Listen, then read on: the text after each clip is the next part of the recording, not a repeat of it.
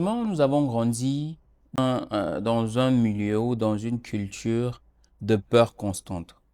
Nous avons grandi dans des milieux où on avait peur de s'exprimer, on avait peur de dire ouvertement ce qu'on pense, on avait peur du regard des gens, on avait peur de ce que les gens pensaient de ce qu'on fait, de ce qu'on dit ou de comment on se comporte.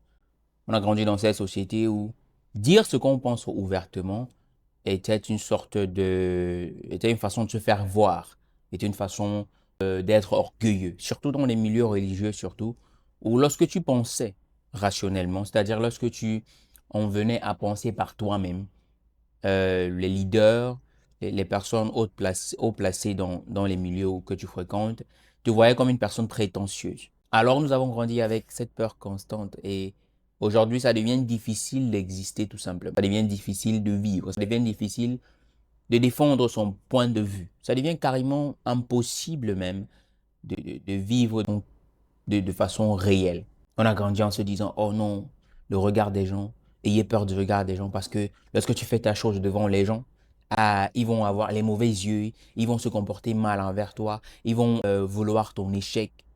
Lorsque tu montres aux gens que ok, tu t'en sors, ou bien lorsque tu vis, en fait, lorsque tu vis ton bonheur, lorsque tu vis ta réussite, lorsque tu vis ton succès, lorsque tu travailles sur tes projets, mais il faut que tu les caches, il faut que tu les caches parce que si les gens voient que tu t'en sors, si les gens arrivent à comprendre que tu t'en sors, alors ils ne vont pas, ils vont faire des choses contre toi.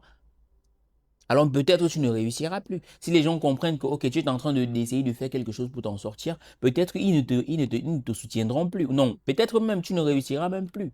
Parce qu'ils ont vu. Alors nous avons grandi avec cette peur constante, cette peur continuelle qui nous pousse à nous dire à nous-mêmes que non, on doit tout faire en cachette. Non, on doit avoir peur du regard des gens. On doit avoir peur de la façon que les gens nous regardent. Je ne peux même pas partager quelque chose de façon honnête avec mon frère ou ma soeur parce qu'on regarde. J'ai peur de ce qu'il en pense. J'ai peur de ce qu'elle en pense. Je marchais un jour avec une amie en route ici et on a vu un couple qui se câlinait en route en fait. Ils se donnaient des bisous en route et consorts. Et elle était genre, mais qu'est-ce qu'ils foutent comme ça? Ils peuvent pas faire ça en privé et consort et tout ça. Mais c'est juste parce que dans notre mentalité, c'est bizarre. Dans notre mentalité, ça n'a pas de sens que de voir deux personnes en train de se donner des bisous, par exemple, en cours de route. On a peur que, oh, le grand frère va dire quoi? Oh, la maman va dire quoi? Oh, c'est impudique. Oh, c'est ceci, cela. Chers amis, si on n'arrive pas à transcender cette peur du regard des autres, si nous n'arrivons pas à transcender cette peur de l'interprétation des autres, de ce que les autres pensent, il nous sera carrément impossible de vivre effectivement. Il nous sera carrément impossible d'exister. Il nous sera carrément impossible d'être qui nous sommes censés être. Il sera tout à fait impossible de le devenir. J'ai vu quelqu'un, par exemple, qui a exprimé son amour en public envers les êtres humains. Notre Seigneur et Sauveur Jésus-Christ, par exemple. Il a été battu en public. Il a été crucifié en public. Il est mort en public. Il a été humilié en public par amour pour nous. Mais aujourd'hui, nous avons tellement peur même d'exister, même tellement peur de dire haut et fort ce que Dieu a fait pour nous. Nous avons peur parce qu'on dit, ah, si nous on dit ça fort, peut-être nos ennemis vont venir et on n'aura plus de témoignages. Mais où est-ce que nous apprenons? D'où? Qui nous enseigne ces choses-là? Qui nous enseigne ces conneries? On croirait que, par exemple, que nos ennemis ont plus de pouvoir que le Dieu que nous servons. On se dirait que peut-être le regard des autres compte beaucoup plus que le regard de Dieu sur nos vies. Cher ami, il faut bien réfléchir.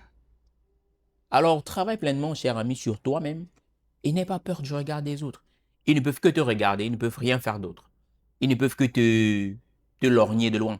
Ils ne peuvent rien faire d'autre. Parce que ce qui t'arrive, c'est ce que toi tu permets que ça t'arrive. La parole de Dieu déclare que ce qui m'arrive, c'est ce que j'accepte. Il n'y a que ce que j'accepte, ce que je crains qui m'attend. Si tu ne crains pas les regards des autres, alors ça ne va pas t'atteindre. Alors travaille effectivement et existe, vis ta vie pleinement en te basant sur la volonté de Dieu. Je te dis, porte-toi bien et à très bientôt.